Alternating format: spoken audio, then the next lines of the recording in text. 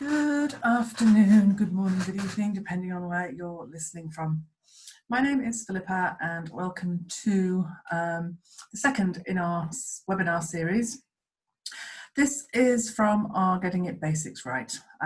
So the collection for if you're relatively new to selling India, the points that you need to know, the pitfalls, and how you sell the mainstream destinations, but more importantly, how you can also make sure that you have USPs in those destinations.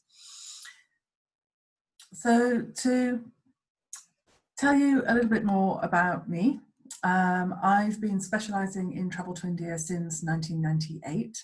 I moved there in 2006 for 6 months on a 6-month sabbatical, and I stayed there till 2019. I've set up 2 luxury travel companies for private investors based out of London, focused on India, Sri Lanka and Nepal. And I've also worked for many DMCs in India, advising and training on product.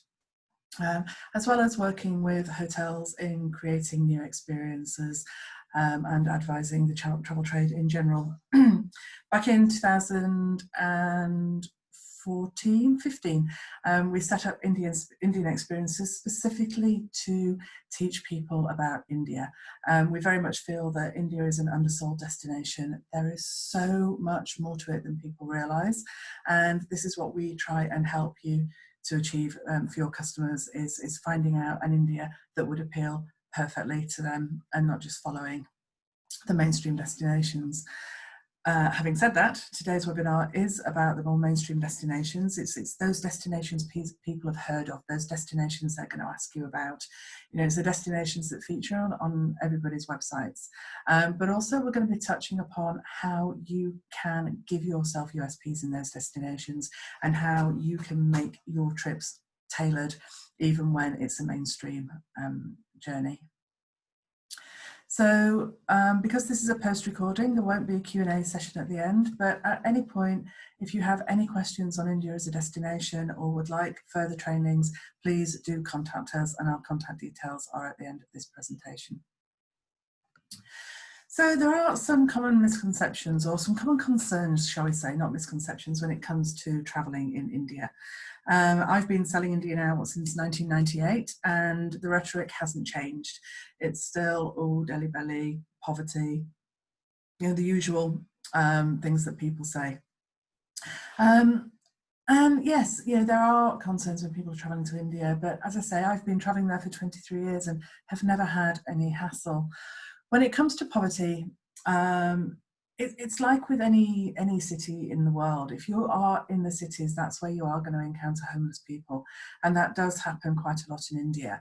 What people are nervous of about travelling in India is getting more off the beaten track, but actually this is where the true magic of the country comes to light.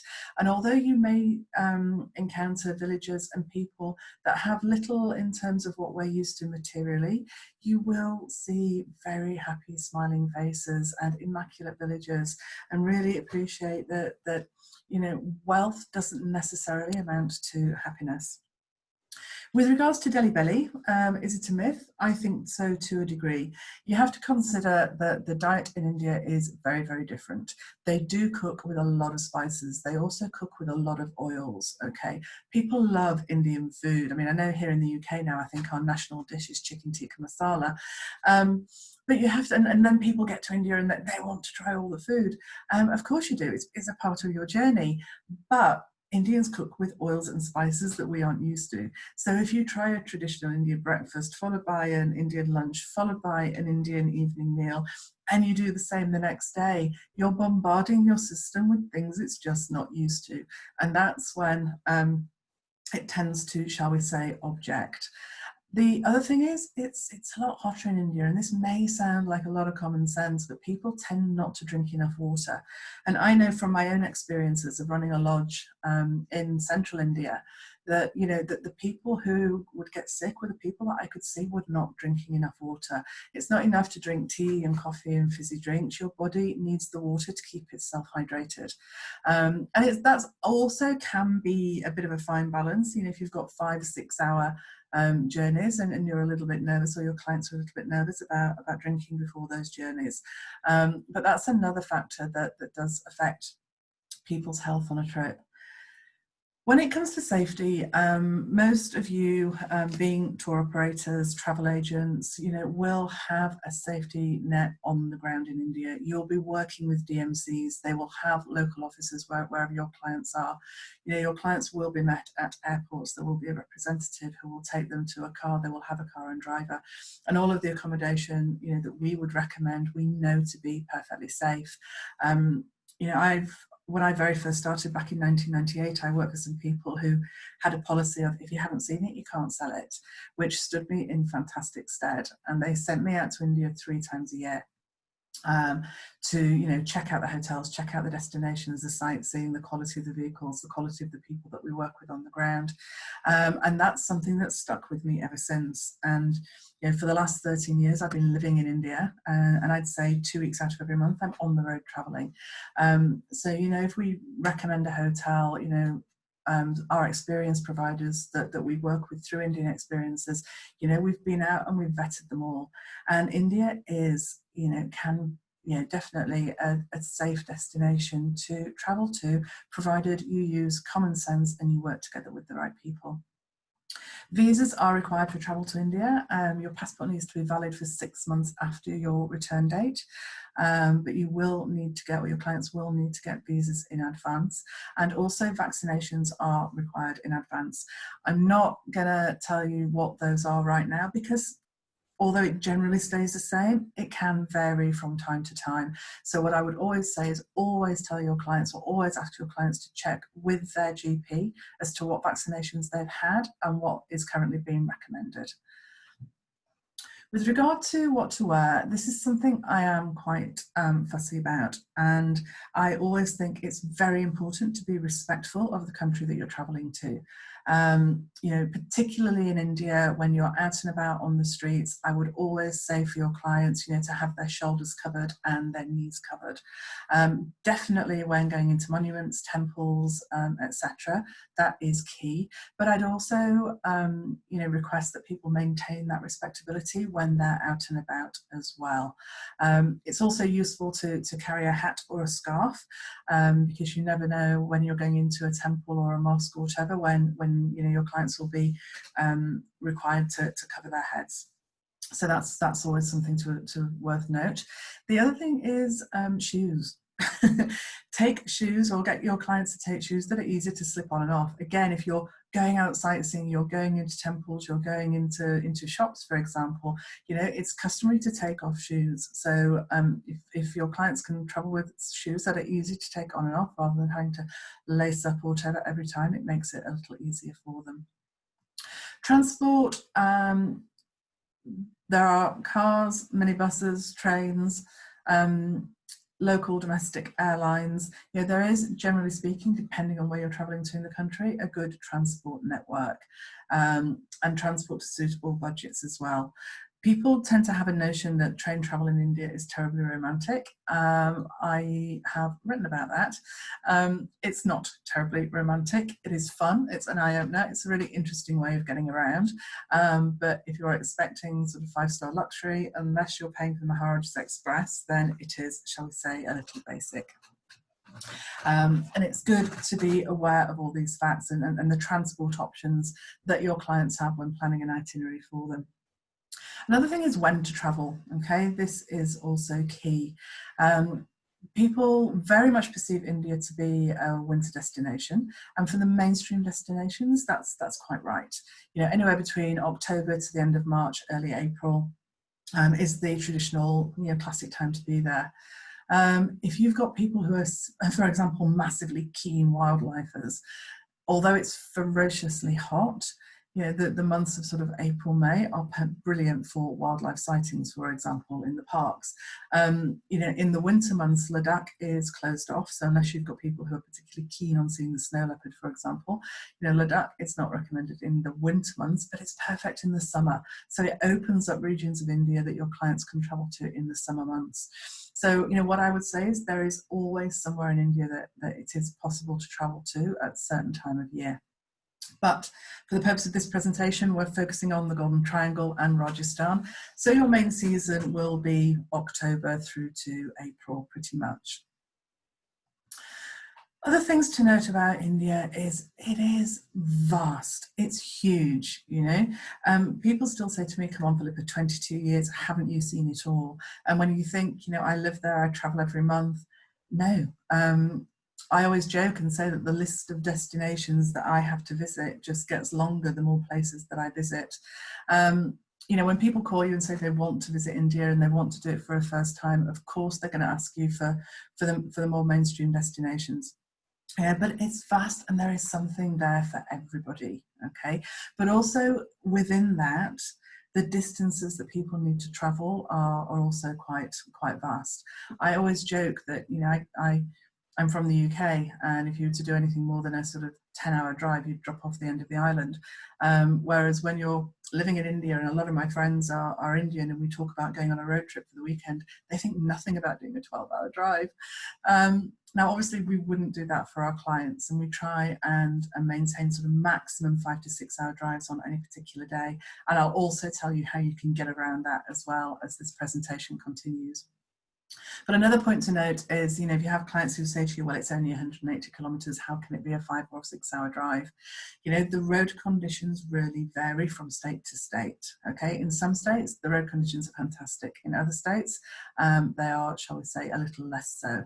Okay, so, you know, do bear in mind that the drive times do very much depend on the condition of the roads and not your traditional, well, it's so many kilometres, therefore it's going to take, you know, so long. Train travel I've just touched upon. There are luxury trains in India. The rest of the trains are quite simple, quite basic, particularly the bathroom facilities, but it is a great fun way to travel and a great fun way to see the country. And most people would like to incorporate at least one train journey into a trip around India at some point. With regards to internal flights, obviously we don't know what's going to be happening in the future moving forward with the airlines, how many is still going to be around. Up until date, there has been a really good network of flights. One thing it is worth noting, and particularly if you've got clients who are travelling internationally to India, which most of you will, who have a large luggage allowance, particularly again if they're flying business class, is that on internal flights there is a strict 15 kilos of luggage allowed. Okay, so it's 15 kilos check-in, you can take 7 kilos in the hold. You know, so the way I tend to get around that is to pack my 23 kilo suitcase, you know, flying from the UK, and then have a rucksack that I can separate it into. So you can check in your 15 kilos and carry with your rucksack of 7 kilos and then a small handbag. But that's a very key point to note. You can purchase extra kilos in advance. It's not that expensive to do, but a lot of people do get caught unawares with that. So India does have its more popular destinations. I think it's because that's where the PR focus has been. That's what people talk about. But there are destinations that people are going to ask for, and that's what we're going to be covering next. So the most famous of all itineraries in India is the Golden Triangle. Okay, the Golden Triangle, which you can see here very clearly, takes in Delhi, Agra, and Jaipur. You can see why it gets its name, the Golden Triangle, and each of these 3 points is pretty much equidistant from each other. So you're talking a 5 or 6 hour drive from Delhi to Agra, although there is a new highway which can cut that journey by an hour, depending on where the clients are staying in Delhi. Again, 5 or 6 hours from Agra to Jaipur, 5 or 6 hours from Jaipur to Delhi, unless your clients are flying. So Delhi is the main entry point. It has a lot of fascinating sites. Everyone will talk about, you know, Old Delhi and New Delhi. You know, Old Delhi is this crazy mishmash of and then sort of ancient city and narrow streets and crazy electrical cables and amazing spice bazaars and flower markets, and it's just this vibrant, heady place to discover. It's also where the Jama Masjid is, which is India's largest mosque, which is fascinating to go and see, and it's also close to the Red Fort. So there's a lot that can be done in a visit around Old Delhi. You know, most people tend to sort of jump on the cycle rickshaws and get taken around exploring it. There's phenomenal street food there. Perhaps not the wisest to do that on your first day. Wait until your stomach's got a little bit acclimatized. But there's a lot to see and do in Old Delhi. New Delhi, by complete contrast, is Lutyens' Delhi, you know, built by the British. You know, didn't we get everywhere? Beautiful, wide, tree-lined boulevards, parliamentary buildings, India Gate. So again, a complete contrast between Old and New Delhi. One of the things that I recommend in Delhi is to, you know, take a different slant on it, okay? One thing that happened for me about 5 years ago is I was consulting for a company in Delhi, and they got me on board to curate new experiences throughout the country for them in all their mainstream destinations. So the first thing that I did was when I got to each of these destinations was go out and do standard sightseeing. Now, standard sightseeing has not changed, as I discovered, in 20 odd years. It's exactly the same, and it's a bunch of monuments. So whereas travel has evolved, the traveller has evolved, they're looking for much more experiential journeys. The sightseeing offered hadn't evolved at all, okay? It's still go and look at monuments, and, you know, go and do some shopping.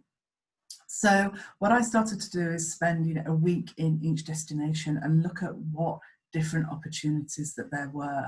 You know, Jaipur is also famous for its jewellery making. You know, that gets completely ignored. You know, Jodhpur and its surrounds is a fantastic adventure destination, for example. So there is so much more to each destination. And that's when I started coming across these people who had recognised that and were starting to do different tours that really showcased what their city was about. You know, I went out and asked all my expat friends in Delhi, you know, I said, you know, what do your clients do when they come here? And it was absolutely nothing, not your clients, your friends, sorry, friends and family. And it was absolutely nothing like the sightseeing that's been offered.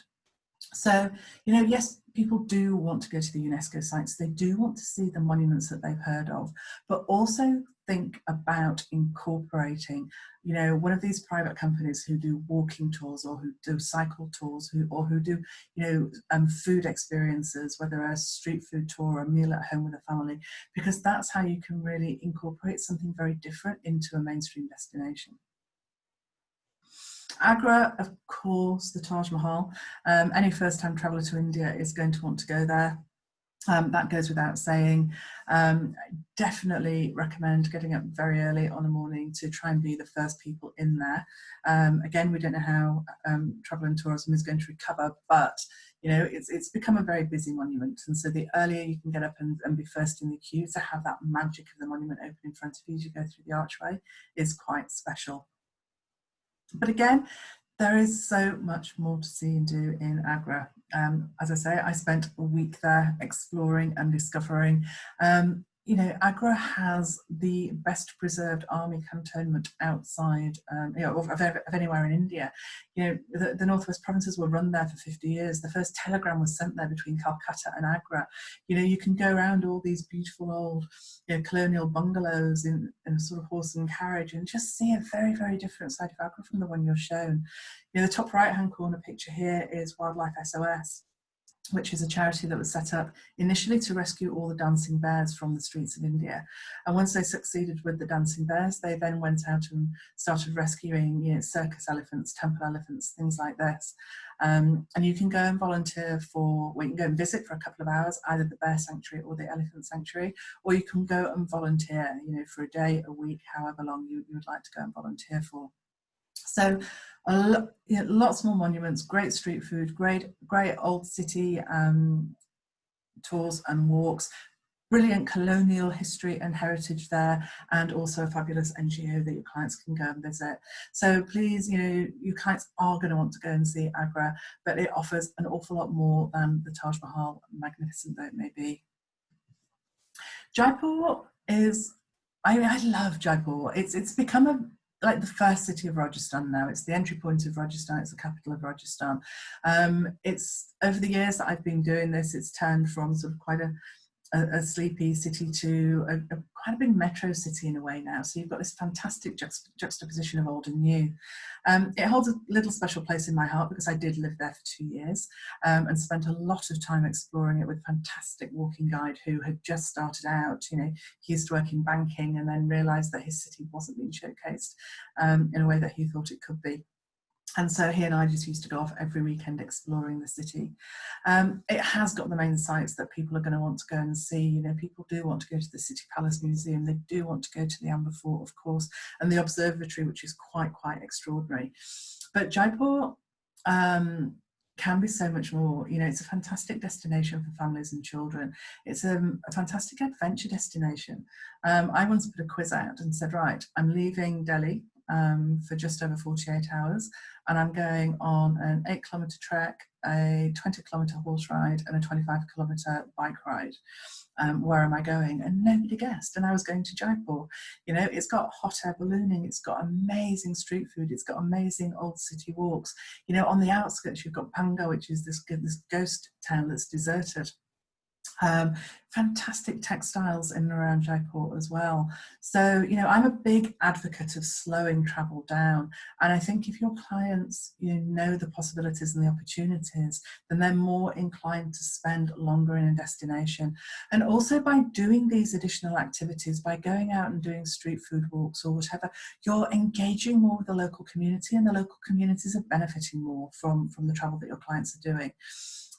So again, it's you know, great to explore and discover what else there is there.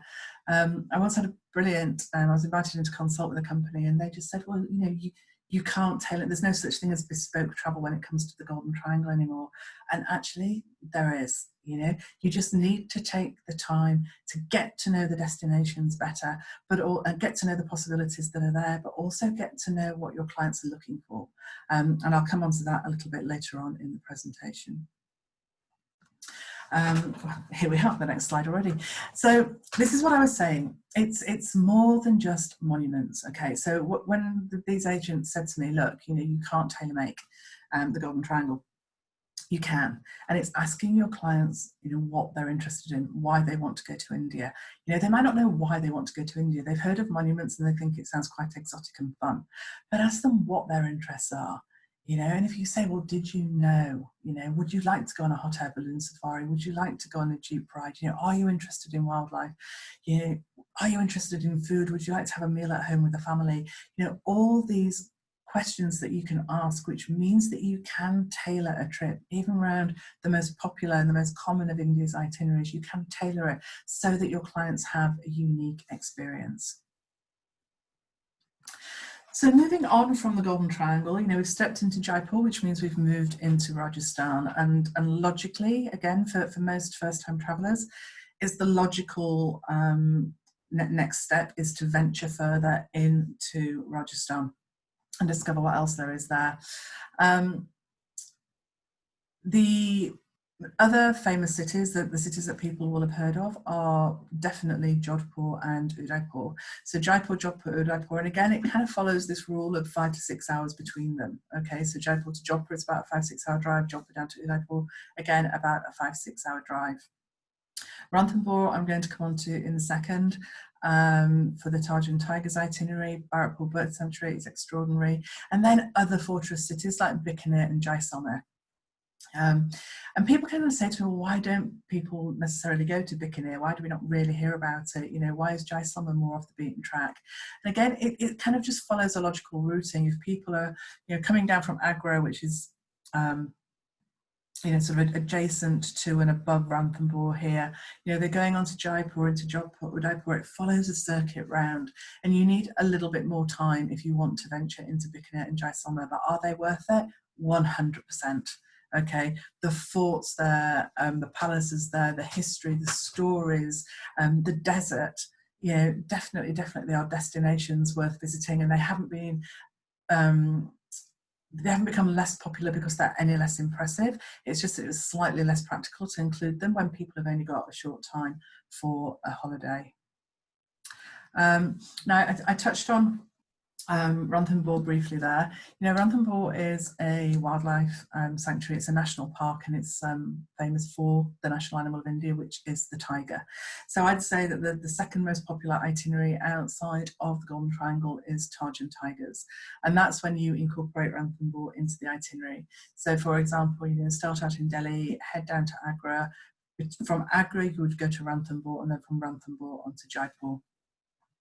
Most people just give 2 nights in Ranthambore, but you know, it's quite a trek to get there. It will take the better part of the day to get there. Then they have 2 safaris, one in the morning, one in the afternoon the next day, and then they move on. Again, I would always advocate slow tourism. You know, India is overwhelming, and if you rush clients through, they're going to get exhausted. Plus, if they really do want to see tigers and appreciate the wildlife, because there's so much more wildlife there, then an extra night is always a good idea. Jodhpur, I think out of all the forts in all the major cities of Ranthambore, Jodhpur is the most impressive. It's definitely the best preserved. It really does give that wow moment. Again, for me, Jodhpur is an extraordinary destination. I have to say, honestly speaking, over the last sort of 22 years, I haven't often put clients in Jodhpur itself, which might sound a little crazy, but I've put them in places just on the outskirts.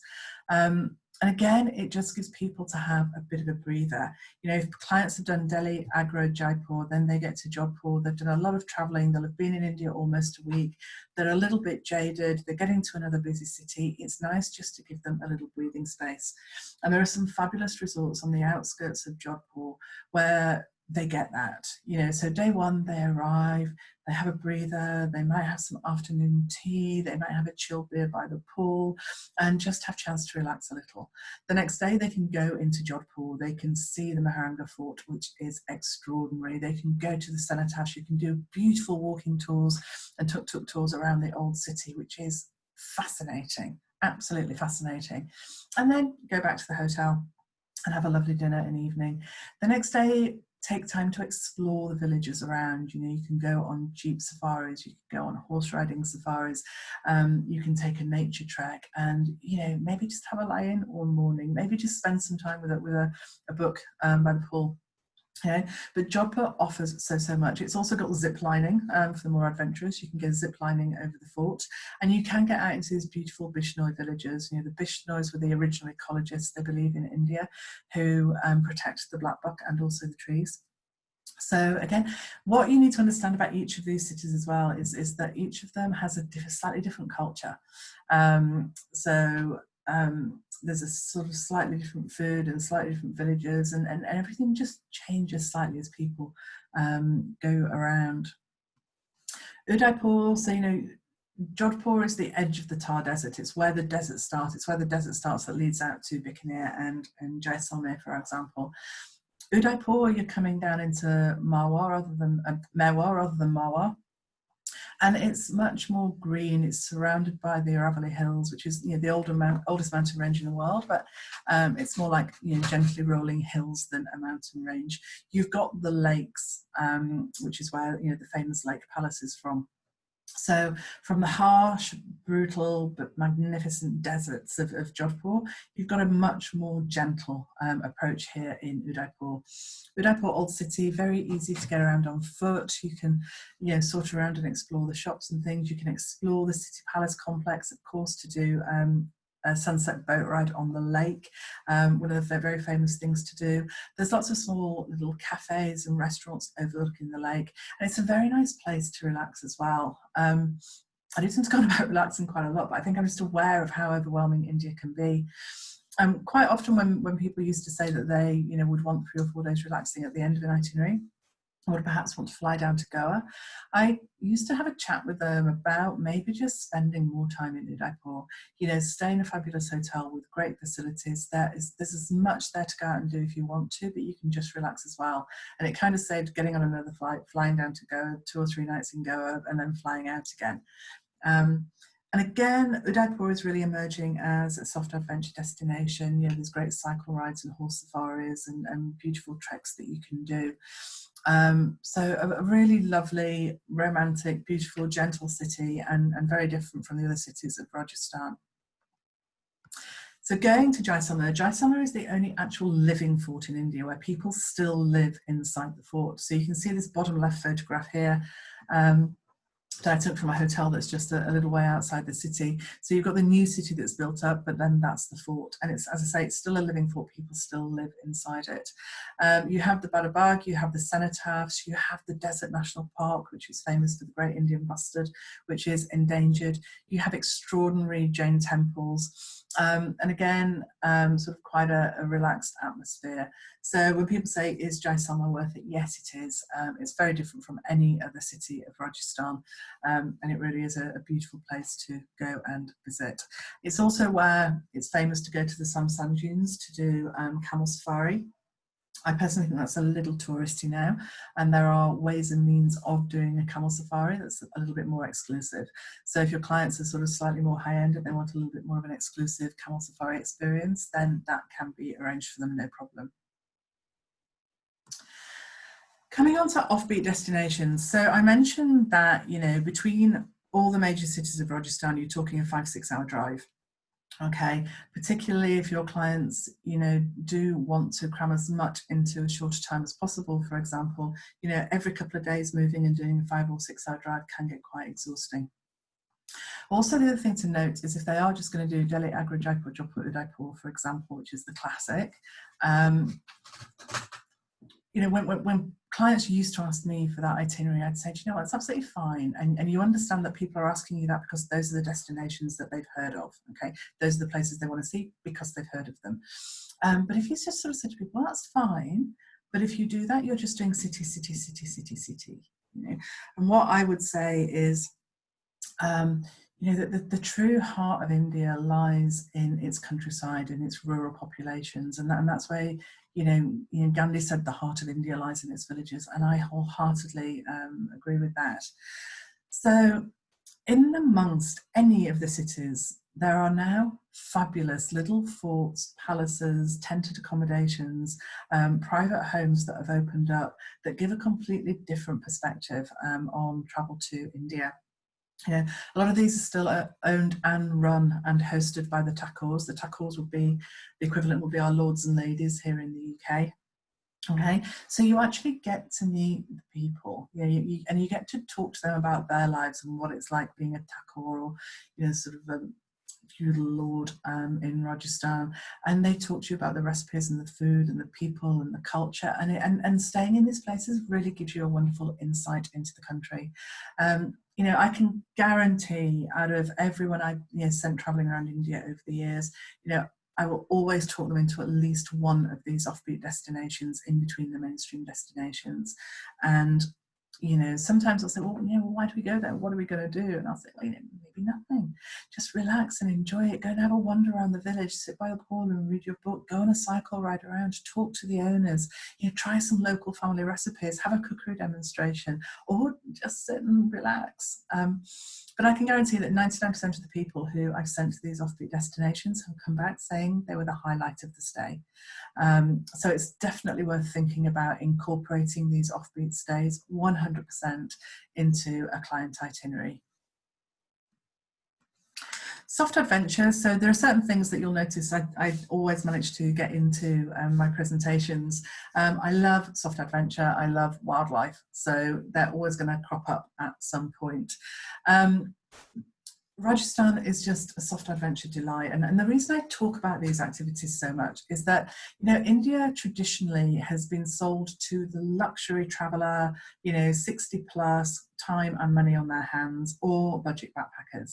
And people, you know, I think that's a great disservice to India. I mean, fantastic that they want to come, but I think India can appeal to a much, much, much wider audience, a much broader spectrum of characters. And by offering these you know, sort of different activities and excursions, and it doesn't have to be hardcore, it can be gentle, you know, but you can go horse riding. Now, whether you want to do a you know, a 2-hour horse ride on a morning just to see what it's like to ride a Mawari horse, or whether you want to do a full 7-day, 9-day horse safari through Rajasthan, you know, the whole spectrum is possible. The same with cycle rides. You know, you might just want to go and do a gentle morning cycle ride around a farm or around a village or explore. But the locals love this, and they're so friendly and they wave at you, and you just get to see a very different side of the country than you do if you're just sitting in a car. Hot air balloon safaris, over Jaipur. I took my father, aged 80, on his first ever hot air balloon ride when he visited India. And just the sunrise as you're going over Jaipur is spectacular. Again, jeep safaris to get out beyond the normal sort of tourist, villages that most tourists reach, and to get into the depths and to understand about the people and the nature and the culture. So, I mentioned zip lining earlier. There's zip lining just outside of, about 2 hours outside of Jaipur, and also in Jodhpur. So again, so many opportunities for soft adventure, and which I think would appeal to a slightly younger audience who may think of India as a bit staid and not having these opportunities. Now, I warned you, wildlife would come, okay? And then this is one thing that I love to do is, traditionally Rajasthan is known for its forts and palaces and its majesty and its princely states, okay, and that's what people think of. But people don't think of Rajasthan, for example, as being an adventure destination. They don't think of it as being a wildlife destination. They don't think of it as being a family destination. And actually it caters for all these different types of travel. So yes, we have Ranthambore National Park. That's the famous park in India. In Rajasthan, it fits in the Golden Triangle. It forms Tarjan Tigers. Everyone's heard of that. But there's also Sariska National Park. There's also Jawai. I mentioned Desert National Park just outside of Jaisalmer, where I've seen magnificent desert fox sightings, and also the home of the great Indian bustard. You have Jawai, which is the top left photograph here. I think Jawai has to be one of the most naturally spectacular areas I've been to in India. I first went there about 12 years ago. There was only one hotel. We camped out by the dam, which you can see here. But it's an area that's renowned for having its Rabari tribals. So if you can just see in the sort of image behind my head with this brilliant red turban, that's a Rabari. Okay, so they are the pastoralists of the region. And they have lived in harmony with leopards for centuries, okay, because Jawai is known for its leopard population. So it's not a national park. It's an area where these Rabari tribals have lived together in harmony with leopards for centuries. Birding, incredible birding in Rajasthan. So, if your clients are, wildlife focused, or yes, if they want to see India, but, they want to see the main sites, but they're also interested in wildlife, any of these can be incorporated. The picture on the bottom right is Ranthambore National Park. You can just see two deer trying to see off a jackal. That was one of my own photos. Just extraordinary wildlife and birding opportunities throughout the region. Now, I've mentioned experienced providers, okay? You have your guides who do the standard sightseeing. They will take you into the main monuments, the UNESCO World Heritage Sites, and show you around. But these are the guys who will really show you each destination from a grassroots level. Each of these people is from that region. Okay, and whether it's a walking tour, whether it's a meal at home with a family, whether it's a cycling safari, whether it's something to do with textiles, all these experiences can really help to enhance your client's experience in India. And this is something that we also do at Indian Experiences. Yes, we work as consultants. We'll come in, we'll help you with product, we'll help you with content writing, we can help create websites for you. But we also actively promote these guys because we believe that these guys are the future of tourism to India.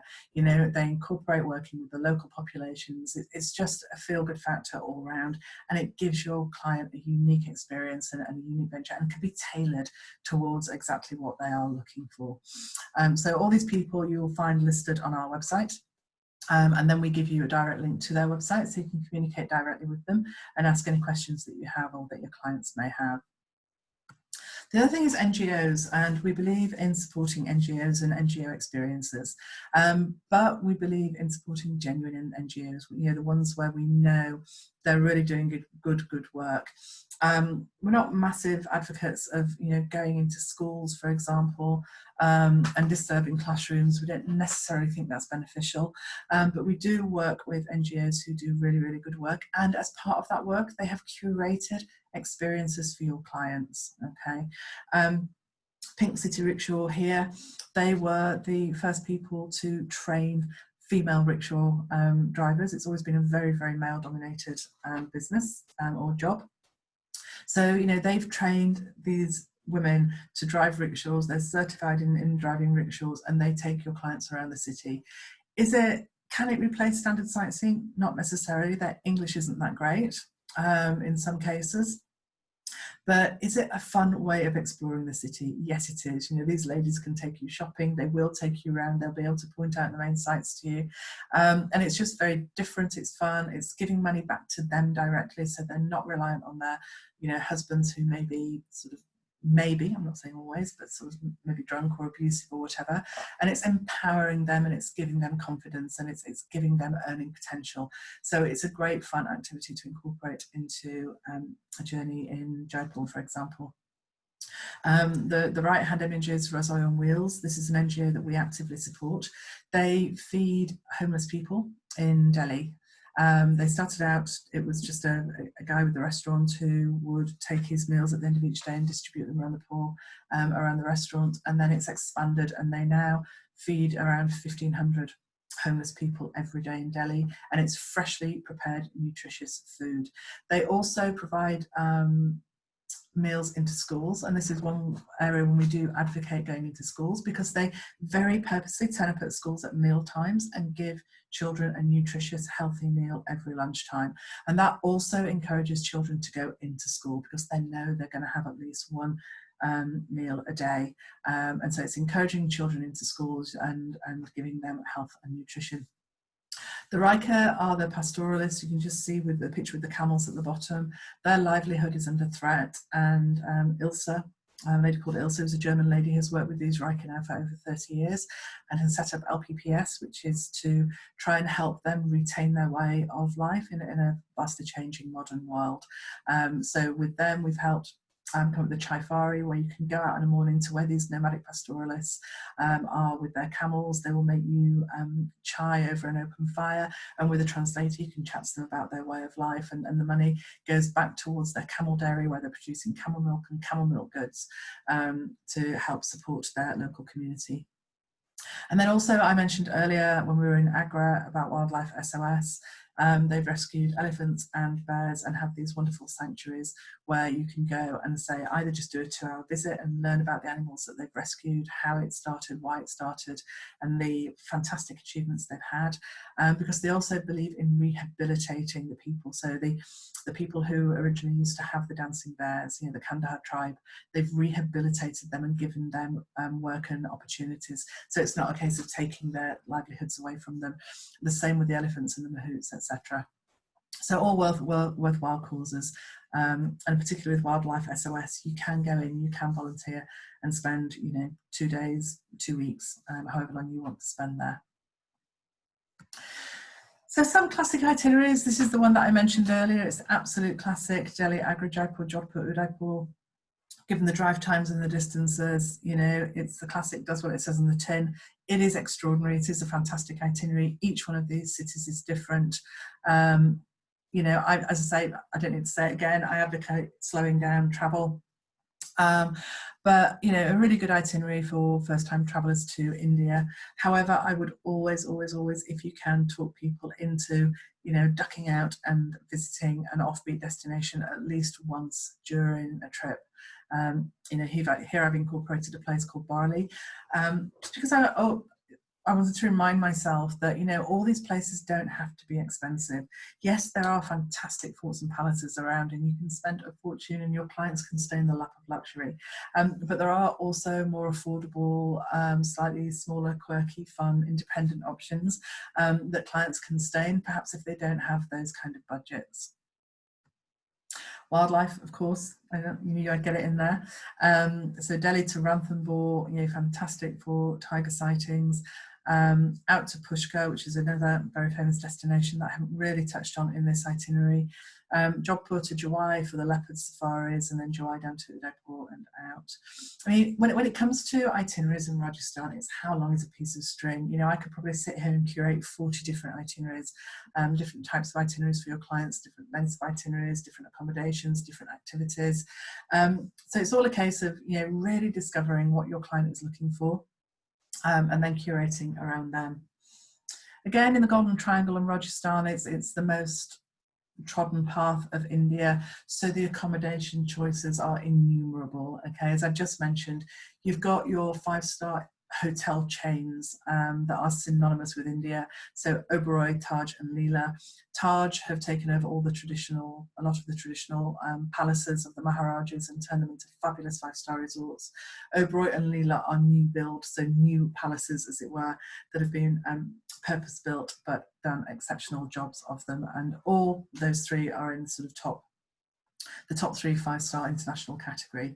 But then throughout you've got, yes, converted forts and palaces, which I've mentioned. You've also got, which I've just touched on, the affordable heritage and boutique stays. Okay, so it could be a small haveli, it could be a little fort or a little palace or a little tented camp out in the middle of nowhere, but again, really affordable but still bags of character, great service, great food, great experiences for your clients.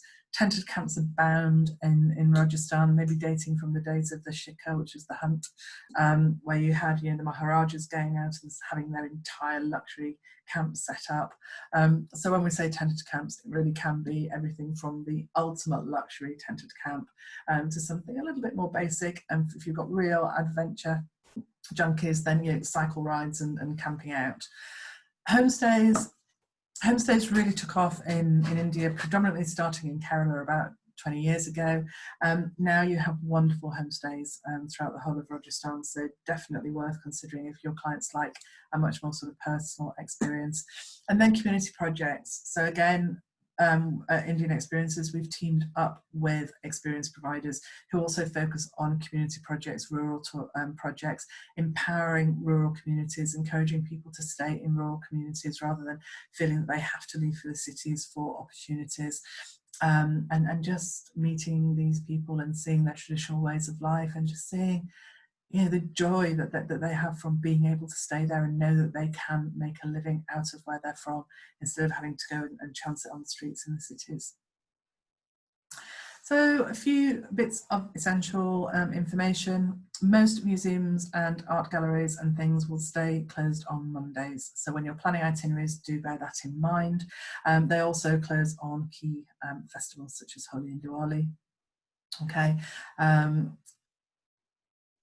And I think the most important one out of all of these is to remember that the Taj Mahal is closed on a Friday. The Taj Mahal, particularly for your first-time travellers, is going to be one of the main things they want to see, and they would be slightly grumpy if they turned up in Agra and it was a Friday. So just a few essentials worth noting. So there we go. Thank you very, very much for your time. We will be back with more webinars for you. As I say, we've done these, which are the getting the basics right, which is focusing on the mainstream destinations and those destinations your clients have heard of. We also have a collection on destination spotlight. So whether that is Gujarat, whether that's the northeast of India, whether that's Madhya Pradesh, but these destinations that, perhaps if you are agents who are selling India but haven't necessarily had time to get out to those destinations because they weren't the key one on your client's wish list, we're doing spotlight on those destinations so you can see just what they have to offer, and also the rebranding collection. So rebranding India as an adventure destination, as an culinary destination, as a family destination, as wellness destinations. So all these webinars we will be bringing you over the course of the weeks. So thank you very much indeed for your time. It's very much appreciated, and I look forward to seeing you at the next webinar. Thank you.